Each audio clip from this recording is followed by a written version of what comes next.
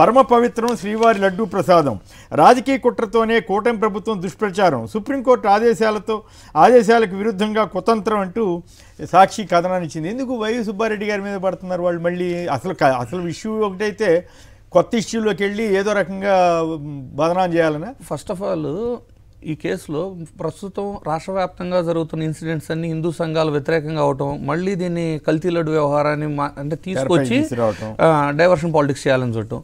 First of all అసలు కల్తీ లడ్డు విషయం ఏం చెప్పారు? తక్కువ ధరకు మీరు నెయ్యి తీసుకున్నారు కాబట్టి దాంట్లో కల్తీ జరిగింది అనే ఆరోపణతో స్టార్ట్ చేశారు. తర్వాత ఏమంటున్నారు? తక్కువ ధరని మీరు మళ్ళీ వెరిఫికేషన్ పేరుతో అతన్ని క్యాన్సిల్ చేసి కొత్త టెండర్లు పిలిచి ఎక్కువ డబ్బులకు తీసుకున్నారు, సో దానివల్ల మీరు లబ్ధి పొందారు, కిట్కో ప్రో లాగా లంచాలు తీసుకున్నారు అంటున్నారు. ఒకవేళ లంచాలు తీసుకుంటే అది అవినీతి కేసేది. కానీ హిందూ సంఘాలు హిందువుల యొక్క మనోభావాలు దెబ్బతీసే విధంగా పవిత్రమైన తిరుమల లడ్డూ ప్రసాదాన్ని కల్తీ జరిగింది, జంతువులతో ఇవన్నీ మరీ అసలు చెప్పలేనంత దారుణంగా మాట్లాడేసి ఉన్నారు. ఒక్కరన్నా ఇప్పుడు అప్పటి నుంచి ఇప్పుడు దాకా తీసుకుంటే వెజిటేబుల్స్ ఆయిల్స్ అని రకరకాల రిపోర్ట్లు వచ్చినాయి అని చెప్తున్నారు, కానీ అవి కూడా ప్రాపర్గా అంటే ఆ రిపోర్ట్ వచ్చిన నెయ్యిని వాడిన రిపోర్ట్ ఎక్కడా లేదు. టీటీడీ వాళ్ళు టెస్ట్ చేసి వెనక్కి కూడా పంపించేసిన రిజల్ట్ ఫెయిల్ అయిపోతే ప్రభుత్వంలో జరిగింది, ఇప్పుడు కూడా జరిగింది, తర్వాత కూడా సార్. అన్నిటికంటే బాగా గుర్తుపెట్టుకోవాల్సింది 2014 నుంచి 19 వరకు ఏ రేటుకి అయితే నెయ్యిని కొన్నారో అంతకంటే ఎక్కువ రేటుకి 19 నుంచి 24 మధ్య కొన్నారు, అంతకంటే ఎక్కువ రేటుకి ఇప్పుడు కొంటున్నారు.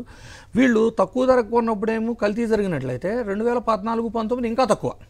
అప్పుడు నందిని వాళ్ళని టీడీపీ గవర్నమెంట్ కూడా రిజెక్ట్ చేసింది, ఎందుకంటే ప్రొసీజర్లో టెండర్ ప్రొసీజర్ లీస్ట్ ఎవరు ఉంటే వాళ్ళకే ఇస్తారు. అట్ సేమ్ టైము డబ్బులు పెంచడం వలన లంచాలు తీసుకునేట్టయితే అంతకంటే ఇప్పుడు ఎక్కువ పెంచారు, మరి ఇప్పుడు వీళ్ళు కూడా తీసుకుంటున్నారా? అంటే ఇది కేవలం రాజకీయం చేయాలని చూస్తున్నారు. శేఖర్ గారు మీరు కూడా సంక్షిప్తంగా కామెంట్ చేస్తారా? ఎస్ సార్, కొమ్మినేని గారు నమస్తే అండి. మీకు అలాగే తోటి ప్యానలిస్టులకి, ఇంద్రనీల్ గారికి అండ్ సాక్షి టీవీ వీక్షకులందరికీ కూడా good morning sir. Sir, Tirumala కల్తీ లడ్డు అనే అంశం ఇంద్రనీల్ గారు చెప్పినట్టు మొట్టమొదటిగా ఏం మాట్లాడారంటే సార్, తక్కువ ధరకే కోట్ చేసి ఎక్కడైనా 270-300 రూపాయల కేజీ నెయ్యి వస్తుందా అండి, కల్తీ కాకపోతే ఎలాగండి అని చెప్పేసి విశ్లేషణలు చేశారు, రాశారు, కేసును కూడా ఆ దిశగా ముందుకు తీసుకెళ్లారు సార్. తర్వాత వైఎస్ఆర్ కాంగ్రెస్ పార్టీ కల్తీ నెయ్యి జరిగిందని సాక్షాత్తు ముఖ్యమంత్రి సార్, కల్తీ జరిగిందంటే అది లెక్క సార్, కానీ జంతు కొవ్వు కలిసింది అనే మాట మాత్రం కోట్లాది హిందూ బంధువుల యొక్క మనోభావాలను దెబ్బతీస్తుంది సార్. తీరా చూస్తే ఎక్కడా జంతు కొవ్వు లేదు, విచారణలో తేటతెల్లమైపోయింది, ఎక్కడా కూడా జంతు కొవ్వు లేదు అని విచారణలో తేటతెల్లమైపోయింది. అంతవరకు కూడా బానే ఉంది సార్, దాన్ని కూడా యాక్సెప్ట్ చేయొచ్చు.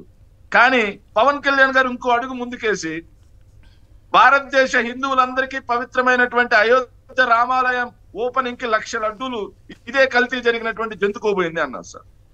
అది కూడా తప్పు అని తేలిపోయింది సార్. ఇప్పుడు ఆ విచారణ మొత్తాన్ని మళ్ళీ యూటర్న్ చేసి మళ్ళీ తిప్పేసి అధిక ధర కోట్ చేసి లంచాలు తీసుకున్నారు అని చెప్పేసి మళ్ళీ సుబ్బారెడ్డి గారి మీద పగ. ఈ మధ్య హిందూ ధార్మిక క్షేత్రాలన్నింటిలో కూడా ఈ ప్రభుత్వం యొక్క వైఫల్యం వల్ల హిందూ బంధువులందరూ కూడా చనిపోయే పరిస్థితి సార్, అమాయక భక్తులు చనిపోయినటువంటి పరిస్థితి. వీటి నుంచి డైవర్ట్ ఎలా చేయాలి? రైట్. మళ్ళీ వైఎస్ఆర్ కాంగ్రెస్ పార్టీని తిరుమలకు అంటగట్టి వైఎస్ఆర్ కాంగ్రెస్ పార్టీ హిందువుల గురించి పట్టించుకోదు, దాన్ని తప్పు చేసుకుంది అన్నట్టుగా సార్. వాళ్ళు ఎంత నీచులంటే దుర్మార్గమైన చర్య సార్. ఏదైతే వైవి సుబ్బారెడ్డి గారు పొద్దున్న లేగానే కపిల గోవుకి పూజ చేసేటువంటి వ్యక్తి సార్, అది అందరం చూసాం. అలాంటి వ్యక్తికి క్రిస్టియానిటీ అంటగట్టినటువంటి దుర్మార్గుల గురించి ఇంతకు మించి ఏం ఆలోచన చేయగలం సార్ మనం? సో ఎలా అయినా సరే, ఎలా తిప్పైనా సరే వైఎస్ఆర్ కాంగ్రెస్ పార్టీకి హిందువులను దూరం చేయాలి, మత విద్వేషాలు రేకొట్టాలి అన్న దురుద్దేశంతో మాత్రమే జరుగుతున్నటువంటి కుట్ర తప్పిస్తే ఎక్కడా కూడా అక్కడ లోతుగా దర్యాప్తు చేద్దాం, నిజానిజాలు బయటికి తేలుద్దాం అనే ఉద్దేశం ఈ స్థితికి లేదు, ఈ ప్రభుత్వానికి లేదు సార్. బిగ్ బాస్ బరితెగింపు, రాజధాని నిర్మాణ పనుల్లో అడ్డగోలు దోపిడీ, 72% పనులకు 323 కోట్లు అయితే మిగతా 28% పనులకు మాత్రం ఏకంగా 524 కోట్లు అంటూ ఈ ఎమ్మెల్సీల ఐఏఎస్ల కోసం రాజధానిలో నిర్మిస్తున్న 432 ప్లాట్ల నిర్మాణంలో ఈ దోపిడీ జరుగుతోందంటూ కథనాంచారు. టిట్కో ఇళ్ల సంగతి ఏంటి బాబు, పట్టించుకోని కూటమి సర్కార్, ప్రాజెక్టు పూర్తికి 7,280 కోట్లు అవసరం, ముందుకు కదలని ప్రాజెక్టు పనులంటూ మరో వార్తనిచ్చారు. అలాగే 12న జరిగే ర్యాలీలను విజయవంతం చేద్దాం, వైద్య వ్యవస్థను నిర్వీర్యం చేసిన కూటమి ప్రభుత్వానికి గుణపాఠం చెబుతాం. కోటి సంతకాల సేకరణ, రచ్చబండలకు అనూహ్య స్పందన. 12వ తారీఖున మెడికల్ కాలేజీల ప్రైవేటీకరణకు వ్యతిరేకంగా వైఎస్ఆర్ కాంగ్రెస్ తలపెట్టిన ర్యాలీని విజయవంతం చేయాలని సజ్జల రామకృష్ణారెడ్డి గారు పిలిపించారు. ఆ 48 మంది ఎమ్మెల్యేలకు నోటీసులు ఇవ్వండి, కార్యకర్తలకు భీమా లేఖలు ఇవ్వని వారి వివరాలు సేకరించండి. పార్టీ కార్యాలయ సిబ్బందికి సీఎం చంద్రబాబు ఆదేశం. నిన్న సోషల్ మీడియాలో ఎవరో మిత్రుడు వ్యాఖ్యానించాడు, వీళ్ళని కేవలం ఆ పెన్షన్ పంచడానికి వెళ్ళినందుకు వీటికేనంట, మామూలుగా ఇసుక, మద్యం, దందా ఇటువంటి వాటికి పాల్పడుతున్నందుకు నోటీసులు ఇవ్వట్లేదు, ఈ కార్యక్రమంలో పాల్గొన్నందుకు నోటీసు ఇస్తున్నారు, తమాషాగా ఉందని వ్యాఖ్యానించారు. బహుశా మనందరం కూడా ఏకీభవించలేము. నిర్లక్ష్యంగా ఉంటే కఠినంగా ఉంటానని కూడా ఆయన అన్నారట. కుప్పానికి 7 పరిశ్రమలు వస్తున్నాయట. తర్వాత నిన్న వైవి సుబ్బారెడ్డి గారి మీద నిన్న రాశారు కదా వీళ్ళు. అలాగే సంతృప్తి శాతంలో సర్కార్కే టోకరా, రిజిస్ట్రేషన్ల శాఖ తీరే వేరంటూ మరో వార్తనిచ్చారు. కొనుగోలుదారుల ఫోన్ నెంబర్లకు బదులు డాక్యుమెంటరీ రైటర్ల నెంబర్ ఇస్తున్నారంట. అక్రమ బదిలీలకు బ్రేక్, సాంకేతిక విద్యలో నిలిచిన డిప్యుటేషన్ల భాగవతం అంటూ సాక్షి ఒక కథనాన్ని ఇచ్చింది. ఇక ఇంకో ఇంట్రెస్టింగ్ ఏంటంటే కేంద్ర ప్రభుత్వాన్ని తెగబోడుతున్నారుగా, కేంద్ర సహకారంతో బ్రహ్మాండంగా చేసేస్తున్నామని రోజు చంద్రబాబు గారు, లోకేష్ గారు ప్రచారం చేస్తుంటారుగా. తెర చూస్తే నిన్న ప్రజాశక్తిలో వచ్చిన వార్త ఏంటంటే నిధులు విదల్చని కేంద్రం ఇవ్వాల్సింది 32,284 కోట్లు అయితే ఇచ్చింది 4,004 కోట్లు మాత్రమే. ఎన్డీఏ కూటమిలో ఉన్న రాష్ట్రానికి మొండి చేయంటూ ఒక ఆసక్తికరమైన స్టోరీ ఇచ్చారు. అలాగే సోషల్ మీడియాలో ఇవన్నీ కూడా వస్తూ ఉన్నాయి. కన్నార్పకుండా అబద్ధాలు చెబుతాడు పవన్, జగన్ హయాంలో 10,000 కోట్ల ఎర్రచందనం స్మగ్లింగ్ జరిగిందని మొన్న వ్యాఖ్యానించాడు ఆయన. అయితే విశేషం ఏంటంటే ఈయన చెప్పాను ఇట్లాగే ఉంటాయి, జగన్ పాలనలో 30,000 మంది మహిళలు మిస్ అయ్యారు, నాకు కేంద్ర నిఘా వర్గాలు చెప్పాయని కోసారు, కానీ దానికి కారణం వాలంటీర్లని కూడా చెప్పారు. అట్లాగే భవనాలు రంగులు వేయటానికి మార్చడానికి 1,300 కోట్లు ఖర్చు పెట్టినాడు అప్పుడు జగన్ టైంలో అని చెప్పి అన్నారు. తెరా చూస్తే మొత్తం 2,300 కోట్లు ఖర్చు పెట్టినట్టుగా అప్పుడు ప్రచారం చేశారట. ఇప్పుడు తెరా చూస్తే వాళ్ళంతా కలిపి 50 కోట్లు కూడా కాలేదని మళ్ళీ వాళ్ళే అసెంబ్లీలో చెప్పారు. సో పవన్ కళ్యాణ్ గారి మాటలన్నీ ఇట్లా ఉంటాయంటూ సోషల్ మీడియాలో తిరుగుతూ ఉంది. ఇక ప్రైవేటుకు హరితహారం, ఏపీటీడీసీ చెందిన 22 హరిత హోటళ్లు ప్రైవేట్ వ్యక్తుల చేతుల్లోకి, లాభాలు వస్తున్నా సరే నిర్వహించలేమంటూ వదిలించుకుంటున్న కూటమి సర్కార్, అత్యంత విలువైన ప్రభుత్వ ఆస్తిని ప్రైవేట్ వ్యక్తులకు కుట్టబట్టే కుట్ర. ఇది సాక్షిలో ఇవాళ ప్రముఖంగా వచ్చింది. మరోవైపు ఈనాడులో 4,223 కోట్లతో ఎత్తిపోతల పథకాల నిర్వహణ, 10 ఏళ్ల పాటు ప్రైవేటుకు అప్పగించేందుకు సన్నాహాలు, 8.31 లక్షల ఆయకట్టుకు ఎకరాల ఆయకట్టు ఏంటిది ఆ స్థిరీకరణ కూటమి ప్రభుత్వం ప్రయత్నాలంట. సో ఈ సందర్భంలో కూడా పథకాలను నాశనం రాస్తారు కదా, అన్నీ ప్రైవేటైజ్ చేసే, మెడికల్ కాలేజీలు ప్రైవేటైజేషనే, టూరిజం హోటళ్ళు ప్రైవేటైజేషనే, ఎత్తిపోతల పథకాలు ప్రైవేటైజేషనే. ఏమిటి పరిస్థితి ఇంద్రనీల్ గారు, ఇది మంచిదేనా? సార్ వాళ్ళు చాలా క్లియర్ సార్, వాళ్ళేం కొత్తగా చేయట్లేదు. పదే వాళ్ళు ఎప్పుడు అధికారంలోకి వచ్చినా కూడా వాళ్ళు చేసేది ఏంటంటే వాళ్ళ పాలన పద్ధతే ప్రైవేటీకరణ చేయటం, ప్రభుత్వ ఆస్తులను కానీ పేదలకు సంబంధించిన వాటిని కానీ నడపలేము అని చెప్పేస్తున్నారు. అంటే ప్రజాపాలన చేత కాదు అని పదే ఒప్పుకుంటూ ఉన్నారు. మీరు కానీ 1999 to 2004 కానీ తీసుకుంటే ఆల్మోస్ట్ 54 ఇన్స్టిట్యూషన్స్ని ఏదర్ క్లోజ్ చేయడం కానివ్వండి లేదా ప్రైవేటైజేషన్ చేయడం కానీ జరిగింది టీడీపీ హయాంలో. అదే సమయంలో ల్యాండ్స్ కూడా ఇప్పుడు మీరు ఎలా అయితే ఉర్సా కంపెనీ, అవిసా ఫుడ్స్ ఇలాంటి వాటికి డెడ్ చీప్గా 99 పైసలు ఇంకో కంపెనీ ఏదో కర్నూలు దగ్గర ఇచ్చారని వచ్చింది. సిమిలర్గా అప్పుడు కూడా మీకు ఐఎంజీ భారత్ అనే ఒక ఇన్స్టిట్యూషన్కి 800 ఎకరాలు చాలా డెడ్ చీప్గా ఇచ్చారు. సో ఓవరాల్గా వాళ్ళేమి వాళ్ళ తీరు మార్చుకోవట్లేదు, ప్రజలు అర్థం చేసుకోవాల్సినది మారాలి తప్పితే వాళ్ళు సేమ్ వేలో వెళ్తున్నారు. ఇప్పుడు చూడండి పర్యాటక శాఖకు సంబంధించినవి అవి ఆల్రెడీ లాభాల్లో ఉన్నా కూడా నడపలేమని చెబుతున్నారు. అది మరీ ఆస్తి 10,000 కోట్లు. ప్లస్ ఏంటంటే ప్రతిసారి ఏం చెప్తారు అంటే మనం ఆర్థికంగా నష్టపోతున్నాం వాటిని నడపడంలో, సో నడపడంలో ఇబ్బందులు ఉన్నాయి కాబట్టి ప్రైవేటీకరణకి వెళ్తున్నాం అని ఒక స్టాండ్ తీసుకునేవాళ్ళు. అట్లీస్ట్ సరేలే కొంతమంది అని నమ్మేవాళ్ళు. ఈసారి ఎలా ఉంది అంటే లాభాల్లో ఉన్న దాన్ని ప్రైవేటైజేషన్ చేయటం అంటే అది పూర్తిగా రాజకీయ దురుద్దేశంతో స్వార్థ రాజకీయ ప్రయోజనాల కోసం చేసే చర్యగా మనం తీసుకోవాలి. రెండోది ఎత్తిపోతల పథకాలు వీటి గురించి చూశారు కదా, అందులో చాలా క్లియర్గా ఎంత క్లియర్గా మెన్షన్ చేశారు అంటే గ్రామ సచివాలయాల్లో ఉన్న అగ్రికల్చరల్ స్టాఫ్ని, టెక్నికల్ స్టాఫ్ని వీళ్ళని వాడుకుంటాము అనే స్థాయికి వచ్చారు. ఏఈలు డిఈలు యొక్క షార్టేజ్ ఉందని చెబుతున్నారు. షార్టేజ్ ఉన్నప్పుడు వాళ్ళని రిక్రూట్ చేయకుండా మీరు అంటే ప్రతి చోట ఒక ప్రాబ్లం ఉందంటే సొల్యూషన్ ఉంటుంది, సొల్యూషన్ ప్రయత్నం కూడా చేయకుండానే వెంటనే అంటే మాకు ఈ షార్టేజ్ ఉంది అంటే ఒక ఛాన్స్ దొరికింది. నాకు అర్థం కాని విషయం ఏంటంటే 4,223 కోట్లు అయితే ఖర్చు పెడతారు, మరి ప్రైవేట్ వాళ్ళతోటి ఎందుకు అప్పచెప్పి ఎందుకు ఖర్చు పెట్టాలి నాకు అర్థం కాలేదు. అంటే అదే సార్, స్వార్థ ప్రయోజనాలు ఉంటాయి ఇందులో, కిడ్కో ప్రో టైప్. లేకపోతే చూడండి నిజంగా డబ్బులు అంత సరిగా ఇవ్వకపోవడం వల్లే కదా డబ్బులు. దానికి కూడా వాళ్ళు ప్రైవేటీకరణ చేయాలి అని ఏ ఉద్దేశం వచ్చినా కూడా వాళ్ళు ఫస్ట్ క్లెయిమ్ చేసేది గత ప్రభుత్వంలో వైఎస్ఆర్సీపీ పెండింగ్ పెట్టింది, గత ప్రభుత్వం వైఎస్ఆర్సీపీ నిధులు ఇవ్వలేదు, శాలరీలు ఇవ్వలేదు, గత ప్రభుత్వం ఇవ్వలేదు, మీరు ఇవ్వగలరా లేదు చెప్పండి ఫస్ట్. మీరు ఇవ్వలేక అంటే వీళ్ళ హయాంలో ఇవ్వలేక దాన్ని ప్రైవేటీకరణకు వెళ్తూ ప్రతి దానిని గత ప్రభుత్వం డ్యామేజ్ చేసింది అని ప్రోపగాండా. రైట్. శేఖర్ గారు, టూరిజం ఆస్తి, మెడికల్ కాలేజీలు అయిపోయినాయి, టూరిజం అంట, లిఫ్ట్ ఇరిగేషన్లు అంట, అన్ని ప్రైవేటైజేషన్ అయిపోతే ఇంక చేసేది ఏంది అనేది కొందరు వ్యాఖ్యానిస్తుంటారు. మీరు ఎట్లా వ్యాఖ్యానిస్తారు? సంపద సృష్టిలో భాగం సార్ ఇది కూడా. సంపద సృష్టి కాకపోతే ప్రజా సంపద, ప్రభుత్వ సంపద, ప్రజల ఆస్తి ప్రభుత్వ ఆస్తి కాదు సార్. వాళ్ళ కార్పొరేట్ శక్తుల యొక్క సంపద సృష్టి, వాళ్ళ ద్వారా చంద్రబాబు నాయుడు గారి యొక్క సంపద సృష్టి, లోకేష్ బాబు గారి యొక్క సంపద సృష్టి, దాంట్లో పావలా వాటా పవన్ కళ్యాణ్ గారి యొక్క సంపద సృష్టి సార్. సరే, ఇంత దుర్మార్గమైన ప్రభుత్వాన్ని, కార్పొరేట్లకు మాత్రమే కొమ్ము కాసే ప్రభుత్వాన్ని చరిత్ర చూసుండదు సార్. ఇంద్రనీల్ గారు చెప్పినట్టు 1999 నుంచి 24 మధ్యలో అత్యంత ప్రతిష్టాత్మకమైనటువంటి నిజాం షుగర్స్ దగ్గర నుంచి, ఆల్మిన్ దగ్గర నుంచి ఇలాంటి ఏదైతే ఆయన యొక్క హెరిటేజ్ డైరీ కోసం సహకార సంఘాలకు సంబంధించినటువంటి డైరీలన్నింటినీ కూడా నిర్వీర్యం చేయడం కానీ, ప్రైవేట్ పరం చేయడం కానీ జరిగింది సార్. ఇప్పుడు వీళ్ళు అధికారంలోకి వచ్చి మళ్ళీ వెంటనే సార్ అధికారంలోకి వచ్చినప్పుడు వీళ్ళు విశాఖ ఉక్కు గురించి మాట్లాడారు సార్. విశాఖ ఉక్కుకు సంబంధించి 32 విభాగాలని తుక్కుగా అమ్మేస్తా ఉన్నా మాట్లాడరు సార్. అదే విధంగా సార్ మొన్న ఋషికొండ భవనాలు, ఋషికొండనే బిఎంఆర్డీఏ ద్వారా అపార్ట్మెంట్ అంటే సార్, హై రైజ్ అపార్ట్మెంట్స్ కట్టడానికి ఇప్పుడు మాత్రం ప్రకృతి దెబ్బతింది సార్.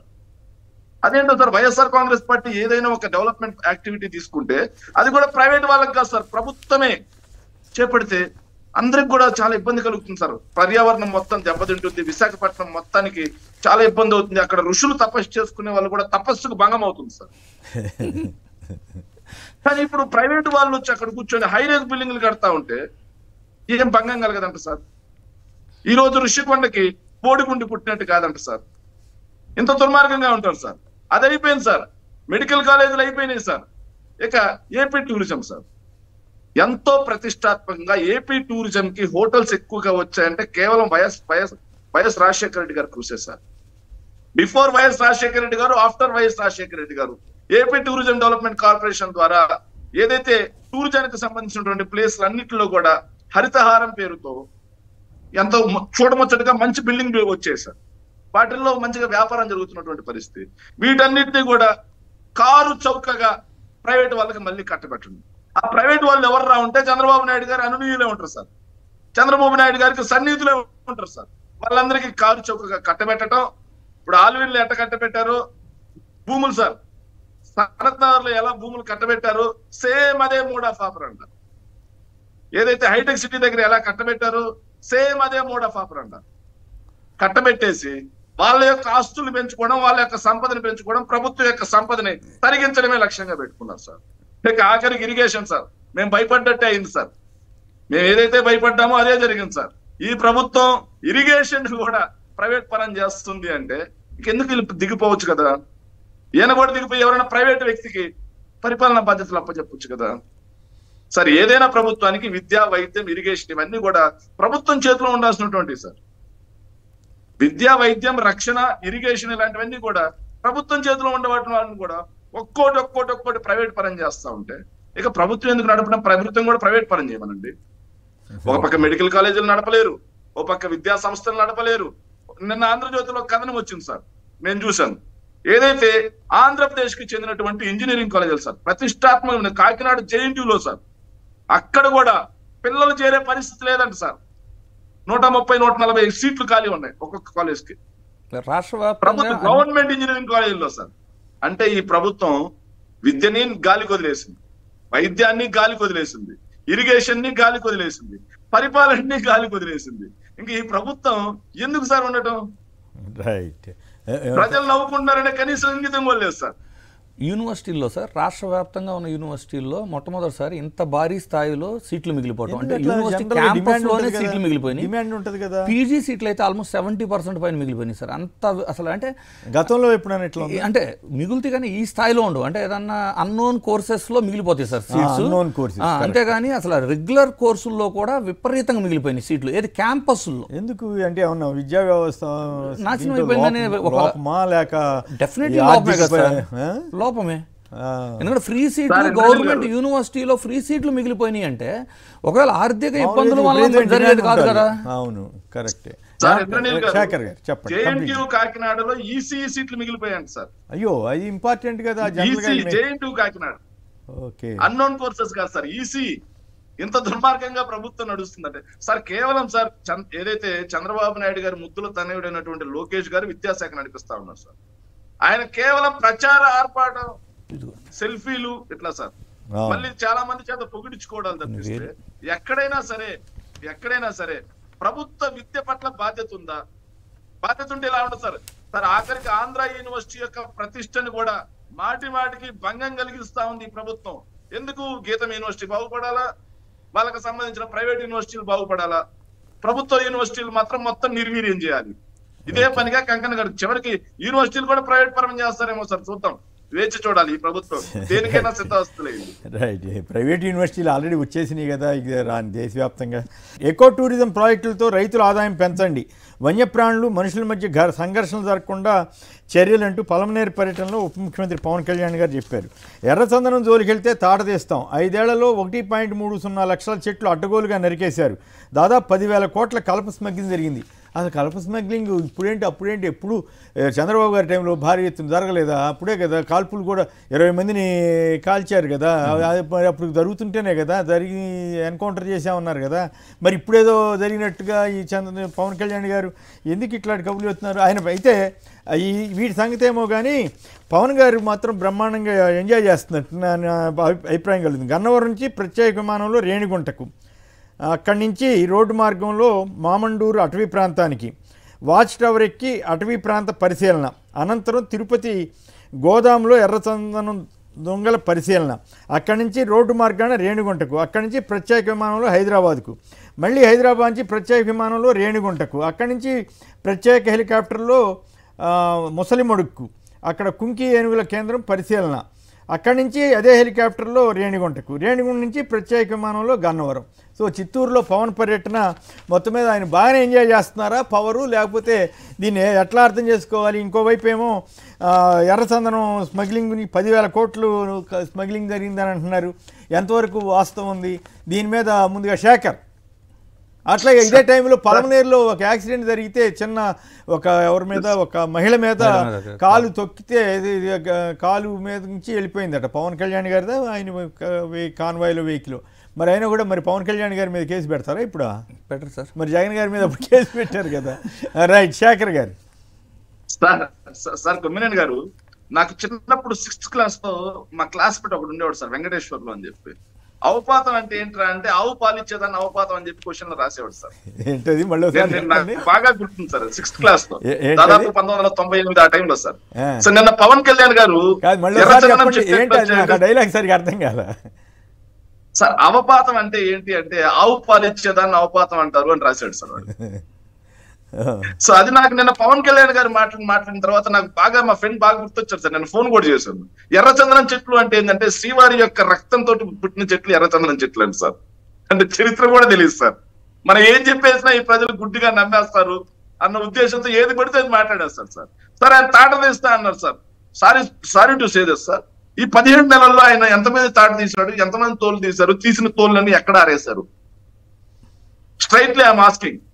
సీజ్ ద షిప్ అన్నాడు సార్, అద్దాలు పెట్టుకున్నాడు. సినిమా ఫక్కీలో బాగా వెళ్ళారు సార్, దానికి మంచిగా మళ్ళీ బీజిఎంలు సార్ సోషల్ మీడియాలో బాగా చేశారు. మరి షిప్పు పోయింది, సీజు పోయింది, బియ్యము పోయింది, ఆయన కూడా హైదరాబాద్. కానీ రాష్ట్ర వ్యాప్తంగా రేషన్ దందా యొక్క ఆగడాలు మాత్రం మితిమీరిపోయినాయి. ఎక్కడ కూడా ప్రజలకు సరిగ్గా రేషన్ అందుతున్నటువంటి పాపాన్ని పోలా.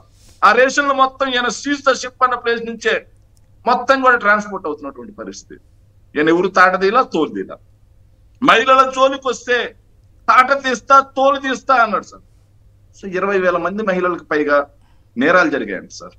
ఏదైతే according to home minister Anitha garu ఇచ్చిన స్టేట్మెంట్ ప్రకారం మరి రాష్ట్రంలో 200 మందికి పైగా మహిళలు, వాళ్ళలో చిన్నపిల్లల నుంచి వృద్ధుల వరకు ఉన్నారు సార్. వాళ్ళ మీద అత్యాచారాలు, హత్యలు జరుగున్నాయి సార్ కొంతమంది. మరి ఈయన ఎవరు తోలు తీయలేదు, తాట తీయలేదు సార్. సనాతన ధర్మం అన్నాడు సార్. ఏదైతే విశాఖలో సనాతన ధర్మంలో అత్యంత పవిత్రమైనది గోవు. నిజమే. విశాఖలో గోమాంసం కోల్డ్ స్టోరేజ్ లో దొరుకుతుంటే ఆడికెళ్ళి ఎవరు తాట తీయలేదు, తోలు తీయలేదు. మరి అక్కడికి ఎందుకు వెళ్ళలేదు? ఇటు పొలంలో వెళ్ళారు, ఓకే, ఎర్రచంద్రం దగ్గరికి వెళ్ళారు, తప్పేం లేదు. మరి అక్కడ కూడా వెళ్ళాలి కదా సనాతన ధర్మం అని చెప్పినప్పుడు. ఇప్పుడు మానేసాడేమో, ఆ బాయింట్ ఎక్కువ మాట్లాడట్లేదు. మామూలుగా జీన్స్ ప్యాంట్స్ మీద తిరుగుతున్నారు కదా ప్రస్తుతం ఆయన. Jean pant military dress. Sir విషయం ఏంటంటే వాళ్ళ ప్రభుత్వానికి, వాళ్ళ కూటమికి లాభిస్తుంది అంటే ఇట్లా బొట్టు పెట్టేస్తాడు సార్, పెద్ద బొట్టు సార్, లాల్చీ వేస్తాడు సార్, మెల్లో కండు వేస్తాడు సార్, అవసరమైతే చేతిలో భగవద్గీత పట్టుకుంటాడు సార్. వాళ్ళ ప్రభుత్వానికి నష్టం వస్తుంది, దీన్ని ఎలా అయినా సరే డైవర్ట్ చేయాలనుకున్నప్పుడు కింద ఆర్మీ ప్యాంట్ వేస్తాడు సార్, నల్ల టీ షర్ట్ వేస్తాడు, రేపాన్ని కళ్ళద్దాలు పెట్టుకుంటాడు, ఆయన అడవుల్లోకి పోతాడు సార్.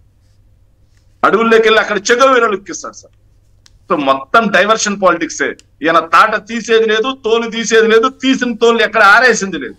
సినీ పక్కీలో సార్ ఆయన మామండూరులో ఏదైతే అక్కడికి వెళ్ళాడు సార్, మామండూరు అక్కడికి వెళ్ళి మొత్తం చూడడానికి వెళ్ళాడు సార్. చూడడానికి వెళ్ళిన తర్వాత పాపం ఆయన నదిలో కూడా సేద తీరాడు సార్, కాళ్ళు కింద వేసుకొని. పాపం బాగా నడుచున్నారు, అటు ఇటు తిరిగినట్టున్నారు సార్, కాళ్ళు నొప్పి చేసినట్టే. ప్రకృతి వైద్యంలో భాగంగా ఆయన కాళ్ళు కూడా నదిలో వేసి వేలాడుతూ వచ్చారు సార్. ఆ ఫోటోలు కూడా భలే వచ్చాయి సార్. ఆ ఫొటోస్ కూడా ఎలా వచ్చాయంటే అద్భుతంగా సార్. పవన్ కళ్యాణ్ గారి ఏదైనా సినిమా షూటింగ్ కి ఏమన్నా రిహార్సల్స్ ఏమన్నా ఉందో దానికి ముందు, సినిమా షూటింగ్ కి ముందు చేస్తారు కదా సార్, దాన్ని ఏదో అది జరుగుతా ఉందేమో అనుకున్నాను సార్ నేను. అడవుల్లో సినిమా షూటింగ్ కి ఏమన్నా వెళ్ళారేమో పవన్ కళ్యాణ్ గారు అనుకున్నాను సార్. వాళ్ళు లేకపోతే ఆయన ప్రెస్ మీట్ పెట్టిన తర్వాత నవ్వాలే ఆడవాలో తెలియట్లేదు సార్. ఆ మామండూరులో ఉన్నటువంటి ఎర్రచందనం డంప్ మొత్తం కూడా వైఎస్ఆర్ కాంగ్రెస్ పార్టీ పట్టుకోవడం వల్ల అడగలిగినటువంటి డంప్ అది. వైఎస్ఆర్ కాంగ్రెస్ పార్టీ అధికారంలో ఉన్నప్పుడు మా అటవీ శాఖ అధికారులు, అటవీ శాఖ మంత్రివర్యులు, అటవీ శాఖకు సంబంధించి మొత్తం రివ్యూలు చేసి ఎక్కడికక్కడ ఎర్ర చందనాన్ని అరికట్టి ఆడ డంప్గా పెట్టారు. మరి ఆ డంప్ దగ్గరికి వెళ్ళి వైఎస్ఆర్ కాంగ్రెస్ పార్టీ వాళ్ళు అమ్మేసుకున్నారు అంటే మరి ఈ డంప్ ఎవరిది? ఇది వైఎస్ఆర్ కాంగ్రెస్ పార్టీ పట్టుకుందే కదా. వైఎస్ఆర్ కాంగ్రెస్ పార్టీలో అక్రమ ఎర్ర చందనం రవాణాని నిరోధించడం వల్ల, అరికట్టడం వల్ల అక్కడ డంప్ ఉంటే అటుకెళ్ళి కూర్చొని వైఎస్ఆర్ కాంగ్రెస్ పార్టీ దోచుకుందంటారు సార్. సార్ ఈయన చిన్న హింట్ ఇస్తున్నట్టున్నారు సార్. నాకైతే బాగా డౌట్ వచ్చింది సార్. ఈయన ఎప్పుడైతే సీజ్ ద షిప్, బెల్ట్ తీస్తాం, రేషన్ మాఫియా మీద తోలు తీస్తాం, తాట తీస్తామని వచ్చాడు, ఆ తర్వాత రేషన్ మాఫియా ఆగడాలు ఎక్కువయ్యాయి సార్. రేషన్ యొక్క సరఫరా ఏదైతే అక్రమ సరఫరా ఎక్కువైపోయింది సార్ బయటికి, ఎక్స్పోర్ట్. అదే విధంగా ఈ రోజు కూడా ఎర్రచందనం దగ్గరకు వచ్చి తాట తీస్తా, తోలు తీస్తా అంటే వాళ్ళ పార్టీకి సంబంధించిన వాళ్ళందరినీ కూడా యథేచ్ఛగా ఎర్రచందనం అక్రమ రవాణా చేసుకోమని హింట్ ఇచ్చినట్టుగా ఉంది సార్. లేకపోతే ఆయన చెప్పినట్టు రేషన్ గురించి అంత గట్టిగా మాట్లాడాడు సార్. రేషన్ మాఫియా ఆగడాలు ఆయన స్పెషల్ ఫ్లైట్లు, స్పెషల్ హెలికాప్టర్లు ఇప్పుడు మరుసటి రోజే మళ్ళీ వెళ్ళేటప్పుడు అక్కడే గెస్ట్ హౌస్ లో ఉండొచ్చు కదా, మళ్ళీ హైదరాబాద్ రావటం, మళ్ళీ స్పెషల్ ఫ్లైట్, ఇవన్నీ ప్రభుత్వ ఖర్చా లేకపోతే ఆయన సొంత ఖర్చు అయితే కాదు కదా సార్. పాపం సార్ ఆయనకి ఏదైతే జగన్మోహన్ రెడ్డి గారు ఒక్కరే వాడేవారు సార్ ముఖ్యమంత్రి స్థానంలో. పాపం ఉప ముఖ్యమంత్రి, మంత్రులు ఎవరు వాడేవాళ్ళు కాదు సార్. కానీ ప్రభుత్వ దుబారా, ఈ ప్రభుత్వం ప్రజల సొమ్ము తినేస్తుందని చెప్పి పవన్ కళ్యాణ్ గారు కూడా మాట్లాడేవారు సార్. కానీ ఇక్కడ ముగ్గురు వాడుతున్నారు సార్. వీకెండ్ వస్తే హైదరాబాద్ లో ఎంజాయ్ చేస్తా ఉన్నారు సార్ ముఖ్యమంత్రి, ఉప ముఖ్యమంత్రి, అదే విధంగా మంత్రివర్యులైనటువంటి నారా లోకేష్. వీళ్ళందరూ కూడా సార్ పొద్దున్నే బ్రేక్ఫాస్ట్ ఆంధ్రాలో గన్నవరంలో చేశారు సార్, మంగళగిరిలో. మధ్యాహ్నం లంచ్ రాయలసీమ సార్, బాగుంటది కదా, నాటుకోడి, రాగి సంగటి ఇవన్నీ బాగుంటాయి కదా, రాయలసీమ వెళ్ళారు సార్. మళ్ళీ నైట్ కి అంతా హైదరాబాద్. మరి ఆడే పడుకోవచ్చు కదా. టూరిజం ఏదైతే మీకు సంబంధించి ఫారెస్ట్ గెస్ట్ హౌస్ ఉంటుంది కదా, మీకు సంబంధించి విశాఖ ఏదైతే తిరుపతిలో హోటల్స్ లేవా, మళ్ళీ ఓ 10-15 లక్షలు పెట్టి ప్రత్యేక విమానం కదాలంటే మినిమం 25 లక్షలు అయితే అనుకుంటా సార్. ప్రత్యేక విమానంలో మళ్ళీ హైదరాబాద్ బేగంపేట ఎయిర్పోర్ట్, మళ్ళీ అక్కడ పార్కింగ్ ఛార్జీలు, మళ్ళీ పొద్దున్నే అక్కడ మళ్ళీ బ్రేక్ఫాస్ట్ చేసి మళ్ళీ తిరుపతి, మళ్ళీ అక్కడి నుంచి ఇక్కడికి. సో అదేదో ఆడే ఉండొచ్చు కదా. ఇది ప్రభుత్వ ధనం. కేవలం ఏంటంటే నేను కూడా ముఖ్యమంత్రి లాగా ప్రోటోకాల్ అనుభవిస్తున్నా, నేను కూడా ముఖ్యమంత్రి లాగా అన్ని సదుపాయాలు అనుభవిస్తున్నాయని జనానికి చూపించడం కోసం ఏం చేసే షో లాగా ఉంది సార్. సార్ మొన్న మేము చంద్రబాబు నాయుడు గారు పీపీపీ అంటాడు సార్ ప్రతిసారి. ఆ పీపీపీ అంటే పవన్ కళ్యాణ్ గారే గుర్తొస్తారు సార్. ఒక పి పవర్ కోసం సార్, ఇంకో పి ప్రోటోకాల్ కోసం సార్, మూడో పి ప్యాకేజ్ కోసం. ఈ ట్రిపుల్ పి పవన్ కళ్యాణ్ గారు చేసే చేష్టలు మొత్తం ఇట్టే ఉన్నాయి సార్. రైట్. జానకిరామ్ గారు మంగళగిరి నుంచి. జానకిరామ్ గారు నమస్కారం, మాట్లాడండి సంక్షిప్తంగా. జానకిరామ్ గారు మాట్లాడాలనుకుంటున్నాను. ప్లీజ్. జగన్ గారు ఉన్నప్పుడు కాపు నేస్తామని ప్రతి మహిళకి డబ్బులు వేసేవాళ్ళండి. అవును. పాపం ఇప్పుడు పవన్ గారు ఆ కాపు నేస్తం డబ్బులతోటే ఫ్లైట్లు తిరుగుతున్నారు. లేకపోతే అండి పాపం జగన్ గారు డబ్బులు వేస్తే కొద్దిగా దాచుకొని పిల్లలకి బైక్ లో ఏమిటి కొనుక్కొని ఆనందించేవాళ్ళు చూసి. పాపం ఇప్పుడు పవన్ గారిని చూసి కాపు మహిళలు అంతా ఆనందిస్తున్నారు అనుకోవాలనుకుంటున్నాను నేను. ఇది స్పెషల్ ఫ్లైట్లో తిరుగుతున్నందుక. మామూలుగా అయితే ఆయన సొంత ఖర్చుతో కూడా తిరగలడేమో కానీ, బట్ ఇప్పుడు గవర్నమెంట్లో ఉన్నారు కాబట్టి ఎంజాయ్ చేస్తున్నారేమో. Right. First of all sir, ఈ ఎర్రచందనం శాఖాపరమైన విజిట్ చేయటం కానివ్వండి, అందులో కొన్ని పాజిటివ్స్ కూడా ఉండి, పక్క రాష్ట్రాలు ఏవైతే అంటే ఇక్కడ నుంచి స్మగ్ల్ అయ్యి అక్కడ వెళ్ళి వాళ్ళే అమ్ముకొని ఆ గవర్నమెంట్ తీసుకుంటాను, కేంద్రంతో మాట్లాడి అన్నీ కూడా వెనక పంపించేలాగా మాట్లాడతాను అని కొన్ని శాఖాపరంగా తీసుకున్న నిర్ణయాలు అంటే చెప్పడం వరకు బాగుంది, అది రికమెండబుల్, అప్రిషియేటబుల్. కానీ ఇక్కడ నేనేమంటా అంటే గతంలో కూడా డైవర్షన్ పాలిటిక్స్ లాగా ఆల్ ఆఫ్ సడన్ వచ్చి ఇట్లా చెప్పటమే కానీ వాటి కార్యాచరణ ఎంతవరకు కంప్లీట్ అయింది. ఇప్పుడు రాజయ్యపేటలో బల్క్ డ్రగ్ పార్క్ గురించి ఇంత ఆందోళనలు మత్స్యకారులు చేస్తుంటే 2 సార్లు ఇప్పుడు దాకా వెళ్ళి నేను సమస్యను పరిష్కరిస్తాను అంటూ ఒక టైం ఫ్రేమ్ కూడా చెప్పొస్తారు, అది జరగదు. ఆయన మళ్ళీ అక్కడికి వెళ్ళి అడ్రస్ చేయరు. సీజ్ ద షిప్ ఇన్సిడెంట్ తీసుకుంటే సేమ్ అదే పరిస్థితి. వెళ్తారు, సీజ్ ద షిప్ అంటారు, అంటే ఆ రోజు వరకే పరిమితం అయిపోతుంది. కానీ ఆ తర్వాత దాని కార్యాచరణ ఏంటి, దాని ఫాలోఅప్ ఏంటి, మనం మాట ఇచ్చాం కదా, మనం పబ్లిక్గా అడ్రస్ చేసి ఉన్నాం కదా ప్రజల్ని. సో ప్రజల్ని అడ్రస్ చేసినప్పుడు మనం ఇచ్చిన మాట ప్రకారం దాన్ని పూర్తి స్థాయిలో కంప్లీట్ చేయాల్సిన బాధ్యత ఉంది అనేది మర్చిపోతున్నారు. అలాగే ఋషికొండ ప్యాలెస్ దగ్గరికి వెళ్తారు. ముందు ప్యాలెస్ అన్నారు, ఇవన్నీ ఆయన ఆయన జగన్ గారు కట్టించుకున్నారు అన్నారు. తర్వాత అది పర్యాటక శాఖ అని ప్రకటించారు. ఇంతలా గెరావు చేసిన స్టీల్ ప్లాంట్కి మాత్రం వెళ్ళరు. వైజాగ్ అన్నిసార్లు వెళ్తారు కానీ స్టీల్ ప్లాంట్ దగ్గరికి వెళ్ళి ఆ కార్మికులను మాత్రం అంటే గతంలో ఉన్నప్పుడు ప్రతిపక్షంలో ఉన్నప్పుడు గొంతు చించుకున్నారు సార్. అప్పుడు కూడా చూడండి కామెడీ ఏంటంటే బీజేపీతో పొత్తులో ఉన్న జనసేన బీజేపీ ప్రైవేటీకరణ చేస్తుంటే బీజేపీ మీద అరవకుండా వైఎస్ఆర్సీపీ మీద అరిశారు అప్పట్లో కూడా. ఇప్పుడు కూడా బీజేపీ ప్రైవేటీకరణ చేస్తుంది, 32 విభాగాలకు ప్రైవేటీకరణ ప్రొసీజర్లో ఉంది, అవన్నీ మాట్లాడరు. మీరు ఆల్రెడీ రాజయ్యపేట వెళ్ళి మత్స్యకారులకు ఇచ్చిన హామీ అలాగే ఉంది. రాజయ్యపేట కాదనుకుంటా,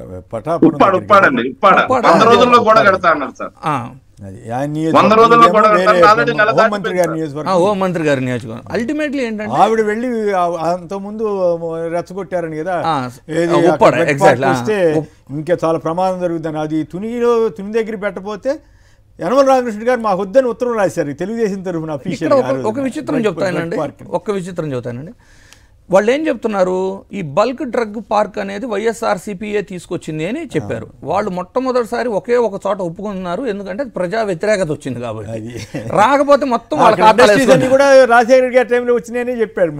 అంటే వ్యతిరేకత రాకపోతే వాళ్ళ ఖాతాలు వేసుకుంటారు. వ్యతిరేకత వచ్చింది కాబట్టి ఇది ఒక్కటి పాపం వైఎస్ఆర్సీపీ వాళ్ళు తీసుకొచ్చారని చెప్పారు. కానీ ఇక్కడ కూడా ఇంకోటి ఉంది అర్థం చేసుకోవాల్సింది.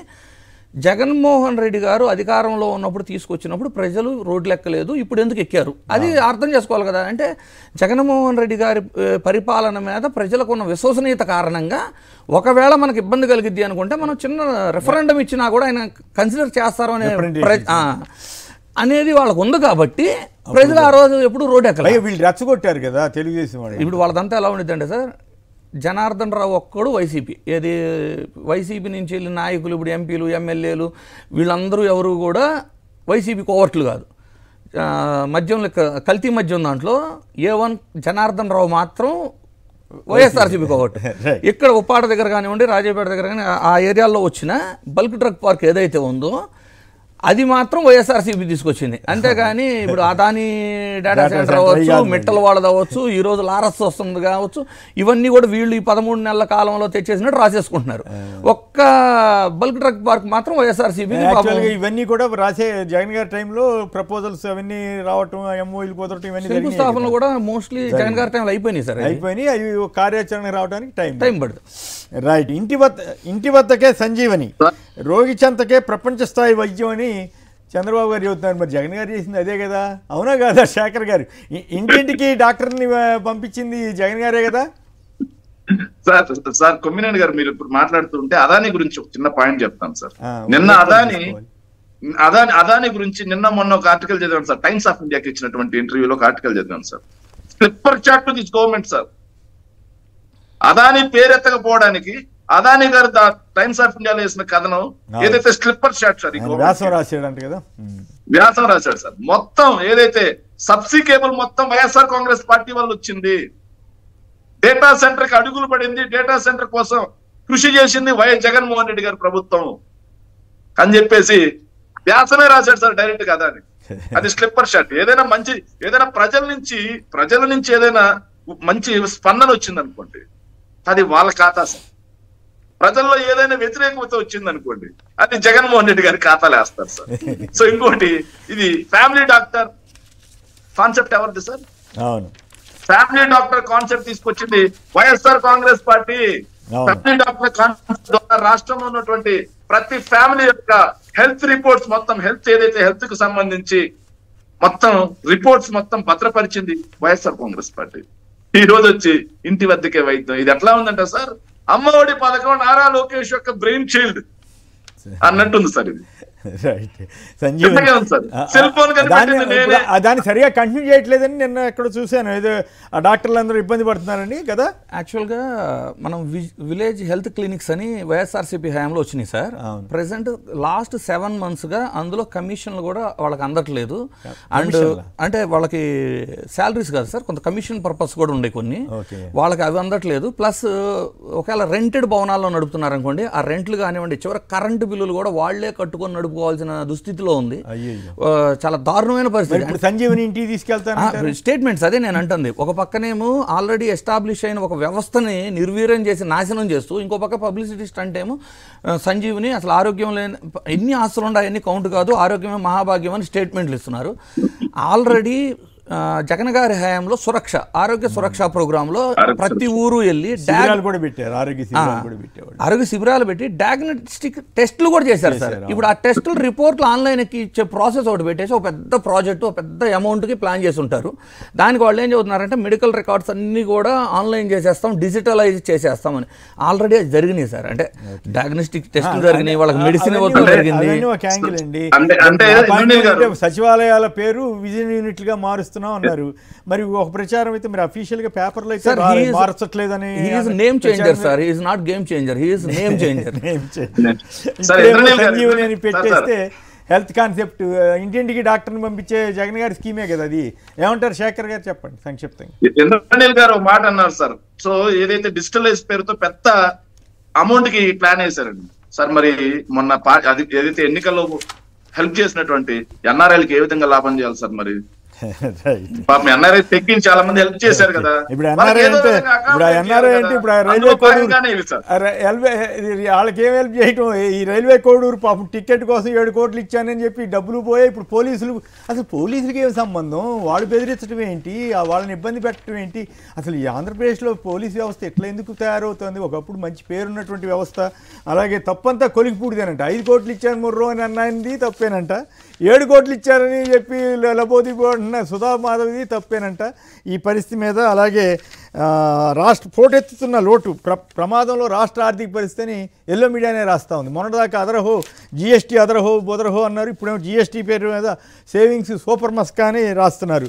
ఇక ఎన్డీఏని తిరిగి గెలిపించాలని లోకేష్ గారు వెళ్ళారంట బీహార్. మరి జూబ్లీహిల్స్ ఎందుకు రాలేదో చంద్రబాబు గారు, పవన్ కళ్యాణ్ గారు, లోకేష్ గారు రాలేదు. మళ్ళీ బీహార్కి పవన్ కళ్యాణ్ గారు చంద్రబాబు గారిని పిలవలేదా? పిలిచినా వీళ్ళు వెళ్ళలేదా? లోకేష్ గారిని వాళ్ళు గుర్తిస్తున్నారా ఏంటన్న దాని మీద వీటన్నిటి మీద చర్చలోకి వెళ్దాం. రైల్వే కోడూరు టీడీపీ టికెట్ కోసం 7 కోట్లు ఇచ్చా, తప్పంతా కొలికిపూడిదే, కడికి చర్య తీసుకోవాలి, పార్టీలైన దాడి ప్రవర్తించారంట. ఈ 5 కోట్లు అని ఆధారాలు చూపిస్తే వాళ్ళ మీద అసలు ఏంటి వాస్తవా కాదని చెప్పకుండా, ఇసుక దందా ఇటన్నిటి గురించి చెప్పకుండా 7 కోట్లు ఇచ్చానండి వేమన సతీష్ అన్న ఆయన మీద వీడియో రికార్డింగ్తో సహా చెప్తే వాళ్ళ మీద చర్య తీసుకోకుండా వాళ్ళని పోలీసులు వాళ్ళ మీదకి వెళ్ళటం ఏంటి? ఈ గోల ఏంటి?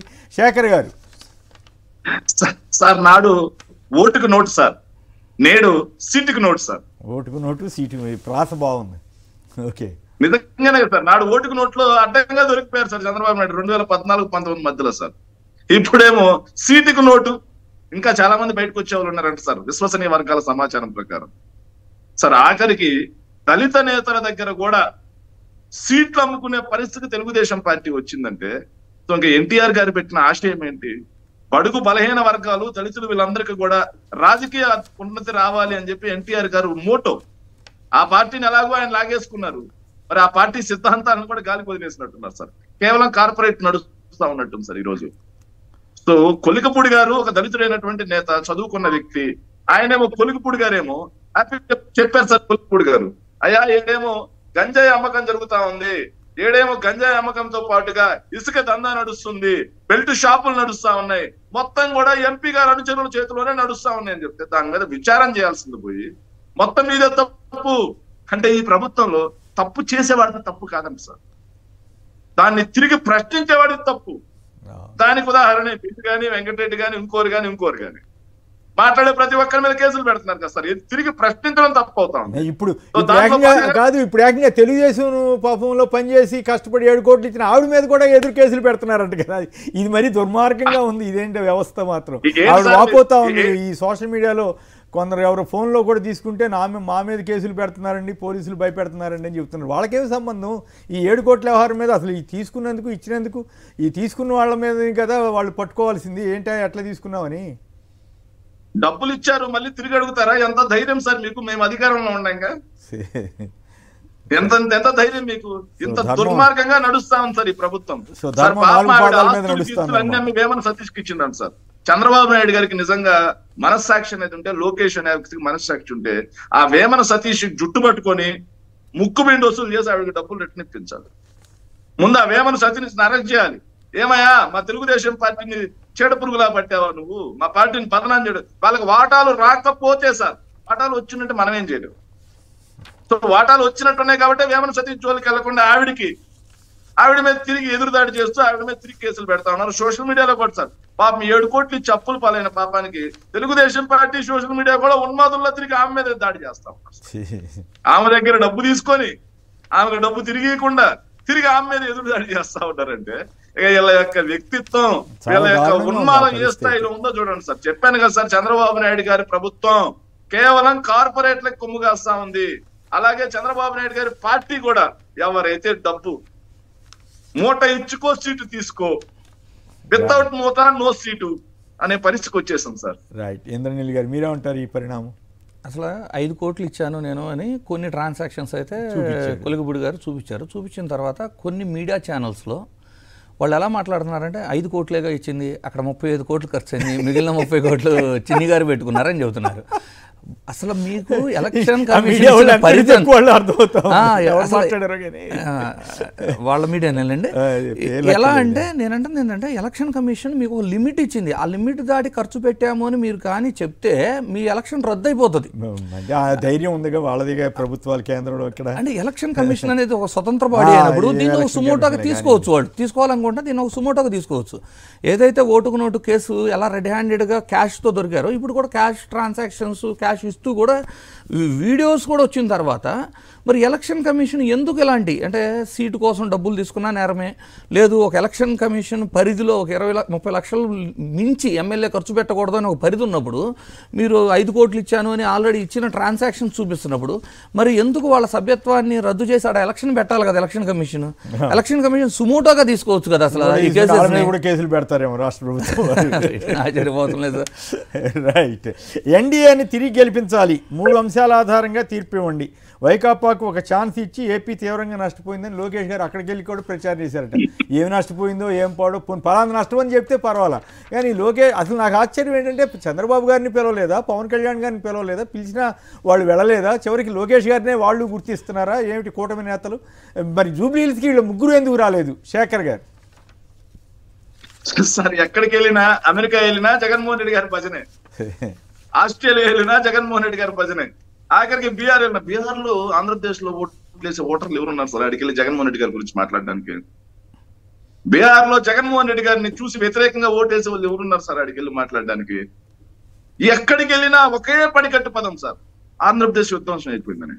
ఎక్కడ విధ్వంసం అయిపోయింది? జిఎస్టి డబల్ చేశాం, పెట్టుబడులు గ్రౌండ్ చేయడంలో ఈజ్ ఆఫ్ డూయింగ్ లో నెంబర్ 1 పొజిషన్ లో పెట్టాం.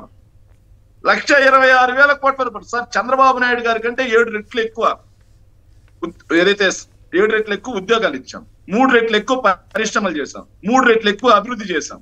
ఇన్ని చేసిన ఏదైతే విధ్వంసం అయిపోయిందని చెప్పేసి పడికట్టు పదాలు సార్. జూబ్లీ హిల్స్ కి వచ్చి మాట్లాడాల్సింది సార్. జూబ్లీ హిల్స్ కి వచ్చి ఎందుకు మాట్లాడారంటే సార్, జూబ్లీ హిల్స్ లో వీళ్ళ యొక్క ఎవరైతే వ్యక్తులు ఉంటారో వీళ్ళందరూ కూడా టిఆర్ఎస్ ఏదైతే కాంగ్రెస్ కి సపోర్ట్ చేస్తున్నారు సార్. సో కాంగ్రెస్ కి సపోర్ట్ చేస్తున్న చోట వీళ్ళు కాంగ్రెస్ కి అగైనెస్ట్ గా, వాళ్ళ యొక్క వ్యక్తి అయినటువంటి రేవంత్ రెడ్డికి అగైనెస్ట్ గా ప్రచారం చేస్తే బాగోదు కాబట్టి అక్కడికి వచ్చినట్టు లేరు సార్. ములాఖాత్ సార్, ఇది లోపాయకారి ములాఖాత్ సార్ ఇది. సో ఇది తెలంగాణ కుమ్మక్కు అనాలి కదా, ములాఖాత్ అంటే కలిసి లోపాయకారి కుమ్మక్కు సార్ ఇది. సార్ ఇంకోటి, ఎక్కడికి వెళ్ళినా రాష్ట్రం విధ్వంసం అంటారు సార్. ఏంటి సార్ రాష్ట్రం విధ్వంసం? ఈ రోజు ఆంధ్రజ్యోతి రాధాకృష్ణ రాశాడు సార్, అసలైన విధ్వంసం ఏంటో మేము మొదటి రోజు నుంచి మొత్తుకుంటున్నాం సార్. అయ్యా బాబు, మొన్నటికి మొన్న 2,26,000 కోట్ల రూపాయలు అప్పు అయిపోయింది కేవలం 17 నెలల్లో. జగన్మోహన్ రెడ్డి గారు ఏడాదిలో 3,36,000 5 ఏళ్లలో 3,36,000 కోట్లు చేస్తే వీళ్ళు ఆ రికార్డు 2 సంవత్సరాలకి దాటిపోయేటట్టున్నారు సార్. రేపు జూన్ 4కి ఏమైనా కేక్ కట్ చేయాలేమో చంద్రబాబు నాయుడు గారు, పవన్ కళ్యాణ్ గారు, లోకేష్ గారు, అదేవిధంగా బీజేపీ వాళ్ళు. ఎస్, చంద్రబాబు నాయుడు గారు ఈ కూటమి ప్రభుత్వం, జగన్మోహన్ రెడ్డి గారు 5 ఏళ్లలో చేసినప్పుడు 2 ఏళ్లలో దాటిపోయాం. ఇది మా జెట్ స్పీడ్ అంటే కేకులు కట్ చేయాలి. ఇది కదా విధ్వంసం అని చెప్పాలి మీరు. ఇది సార్ ఆ జెట్ స్పీడ్ లోకి రాచారు సార్. ఇది బడ్జెట్ ప్లాన్స్ సార్, వాళ్ళు ఇచ్చిందా సార్? బడ్జెట్ ప్లాన్స్ వాళ్ళు ఇచ్చిన బడ్జెట్ ప్లాన్స్ లో వాళ్ళు చెప్పారు సార్, మేము అప్పు ఎంత చేస్తాము అని చెప్పారంటే సార్, దాదాపుగా 79,926 కోట్ల రూపాయలు అప్పు చేస్తామని చెప్పేసి వాళ్ళు బడ్జెట్లు ఇచ్చారు సార్, ఎస్టిమేషన్. కానీ 6 నెలల్లో వాళ్ళు చేసిన అప్పు ఎంత తెలుసా సార్? కేవలం 6 నెలల్లో 63,052 కోట్లు సార్. అంటే దాదాపుగా 78% అప్పు కేవలం 6 నెలల్లో చేశారు సార్. మరి ఇంకొక 6 నెలలు ఉంది కదా సార్, ఈ 6 నెలల్లో 17,000 కోట్ల రూపాయలు మాత్రమే అప్పు చేయగలరు. ఆ 17,000 కోట్లు వీళ్ళకి సరిపోవు కాబట్టి రాష్ట్రాన్ని విధ్వంసం చేయాలి. ఏదో విధంగా సార్ రెవెన్యూ లోటు సార్, రెవెన్యూ లోటు మొత్తంగా సార్ వీళ్ళు బడ్జెట్ ఎస్టిమేషన్లు ఇచ్చింది 33,185 కోట్లు సార్. ఏది 12 నెలలకి సార్ రెవెన్యూ లోటు ఇచ్చింది. కానీ ఇప్పటి వరకు రెవెన్యూ లోటు ఎంత తెలుసా సార్? 6 నెలలకే 46,652 కోట్ల రూపాయల రెవెన్యూ లోటు సార్. మరి కేంద్ర ప్రభుత్వం ఇది ఒక్కసారి వినండి సార్. ఏదైతే ఈనాడులో అప్పట్లో మన వైఎస్ఆర్ కాంగ్రెస్ పార్టీ అధికారంలో ఉన్నప్పుడు ఈనాడులో వచ్చినటువంటి కథనం సార్. ఇబ్బందులతో అల్లాడుతున్న జగన్ ప్రభుత్వానికి భారీ ఊరట కల్పించింది. 2014-15 ఆర్థిక సంవత్సరం నాటి రెవెన్యూ లోటు కింద 10,461 కోట్ల రూపాయలు ఇచ్చింది. సార్ ఆ రోజు వైఎస్ఆర్ కాంగ్రెస్ పార్టీ బీజేపీతో పొత్తులో లేదు sir. BJP YSR Congress party మీద ఆధారపడి కేంద్ర ప్రభుత్వాన్ని నడిపే పరిస్థితి లేదు సార్. అయినా సరే జగన్మోహన్ రెడ్డి గారు తీసుకొచ్చిన డబ్బు సార్. కానీ నిన్న ప్రజాశక్తి పేపర్ సార్ బాగా, అంటే మీలాంటి సీనియర్ జర్నలిస్ట్ కి ఇవన్నీ చూస్తే చాలా బాధేస్తుంది సార్. ఎందుకంటే వీళ్ళు కేంద్ర ప్రభుత్వంలో మాదే ఉంది, మోడీ బదులు మేమే చేస్తాం, మేము లేకపోతే కేంద్ర ప్రభుత్వం లేదు. ఇక పవన్ కళ్యాణ్ గారు ఒక అడుగు ముందుకేస్తే కేంద్ర ప్రభుత్వ పెద్దలు నేను ఎలా చెప్తే అలా వింటారు అని చెప్పి మాట్లాడతారు సార్. కానీ నిన్న ప్రజాశక్తి పేపర్ సార్, నిధులు విదల్చని కేంద్రం ఇవ్వాల్సింది 32,284 కోట్లు అయితే ఇచ్చింది 4,000 కోట్లు అండి సార్. ఇచ్చింది 4,000 కోట్లు. మరి ఈ పార్టీలు చావలేని పార్టీలు, దమ్ము లేని పార్టీలు, రాష్ట్ర ప్రజల మీద రాష్ట్రం మీద ప్రేమ లేని పార్టీలు, చిత్తశుద్ధి లేని పార్టీలు అంటాను సార్ నేను. ఎందుకంటే సార్ క్లియర్ గా దమ్ముంటే అడగాల్సింది ఏమన్నా సార్? ఏమయ్యా అయినా కూడా ఈ ప్రసంగాల్లో మోడీ గారు బ్రహ్మాండంగా చేస్తున్నారు, కేంద్ర సహకారంతో మేము ఏం చేస్తున్నామని చెబుతున్నారు. మరి ఏంటో అర్థమే కావట్లేదు, వాళ్ళు ఎందుకు భయపడుతున్నారో తెలియట్లేదు. 32,284 కోట్లు కేంద్రం నుంచి రావాల్సి ఉంటే ఈ 6 నెలల్లో 4,000 కోట్లు ఇస్తే మనకుంటా సైలెంట్. అడగరు కానీ భజన చేస్తున్నారంటే చేయలేని ప్రభుత్వం కదా అని అడుగుతున్నాను సార్. Right okay. ఎందుకు ఇక్కడ ముగ్గురు రాలేదు, అక్కడికి లోకేష్ గారు ఒక్కళ్ళే ఎందుకు వెళ్ళారు? చంద్రబాబు గారికి పవన్ కళ్యాణ్ గారికి వాళ్ళు కదా పెద్ద నాయకులు, వాళ్ళిద్దరిని గుర్తించడం మానేశారా? సార్ గత అనుభవాలు 2018లో చంద్రబాబు గారు వచ్చి కాంగ్రెస్ తరఫున ప్రచారం చేస్తే కాంగ్రెస్ ఏ విధమైన దుస్థితికి పాల్పడిందో వాళ్ళకి గుర్తుంది. అంటే ఇప్పుడు బీజేపీలో బాగా వాళ్ళు కూడా వద్దని ఉంటారు సార్. అదే వస్తే వాళ్ళు వచ్చి ప్రచారం చేస్తే తెలంగాణ ప్రజల యొక్క సెంటిమెంట్ ఏ విధంగా ఆ రోజు వ్యతిరేకంగా పడిందో ఓటు, అందుకని వద్దులే మీరు రావటం వలన వచ్చే ఓటు కూడా రాదు అనే ఒక భావన. ఎందుకు పిలిచారు లోకేష్? వీళ్ళు ఎందుకు వెళ్ళలేదు? వీళ్ళిద్దరు పెద్ద నాయకులు కదా. సార్ బీహార్ ఎలక్షన్లకి మీరు ఇక్కడ రేవంత్ రెడ్డి ఒక స్టేట్మెంట్ ఇచ్చాడు సార్. ఓకే, రేవంత్ రెడ్డి ఇచ్చిన స్టేట్మెంట్ అక్కడ బీహార్లో వాళ్ళు బీజేపీ వాళ్ళు ఆయుధంగా వాడుకుంటున్నారు. ఏది ఇది ముస్లిమ్స్ అంటే కాంగ్రెస్ పార్టీ లేకపోతే ముస్లిమ్స్ లేరు అని ఏదైతే స్టేట్మెంట్ ఇచ్చారో అది వాడుకోగలుగుతున్నారు. బేసికల్లీ సార్ ఇదంతా కూడా హాట్ లైన్ టాపిక్ ఉంది కదా, ఈ హాట్ లైన్ అనమాట. అంటే రేవంత్ రెడ్డి గారి కోసమే అందరూ పనిచేస్తున్నారు, ఇంక్లూడింగ్ బీజేపీ కూడా జూబ్లీ హిల్స్ ఎలక్షన్లో కాంగ్రెస్ గెలుపు కోసమే పనిచేస్తుంది. తప్పకుండా సార్. అలా కాకపోతే మరి పొత్తులో అంటే నేషనల్ గవర్నమెంట్లో అలయన్స్లో ఉండి మంత్రి పదవులు కూడా తీసుకున్న టీడీపీ వాళ్ళు, టీడీపీ వర్గం రేవంత్ రెడ్డి గారికి బహిరంగంగానే ప్రచారం చేస్తున్నారు కదా. మీకు ఎలక్షన్లో కూడా కాంగ్రెస్ గెలిచినప్పుడు గాంధీ భవన్లో కాంగ్రెస్ జెండాల కంటే టీడీపీ జెండాలు ఎక్కువ కనపడ్డాయి ఆ రోజు మనకి. బీజేపీ వాళ్ళు ఏం ఫీల్ కావట్లేదు, అవ్వట్లేదు. అంటే వాళ్ళకి ఎక్కడ అవసరమో అక్కడైతే హెల్ప్ చేస్తున్నారు. సార్ కొమ్మినేని గారు చిన్న సవరణ, సారీ సార్, చిన్న సవరణ సార్. బీజేపీ వాళ్ళు ఫీల్ కావట్లేదు కదా అంటే సార్, చంద్రబాబు నాయుడు గారి మీద ఒక బీజేపీ మీద ఒక కార్టూన్ వేశారు సార్. చంద్రబాబు నాయుడు గారు మల్లెపూలు పందిరేసినటువంటి మంచం మీద పడుకుంటాడు సార్.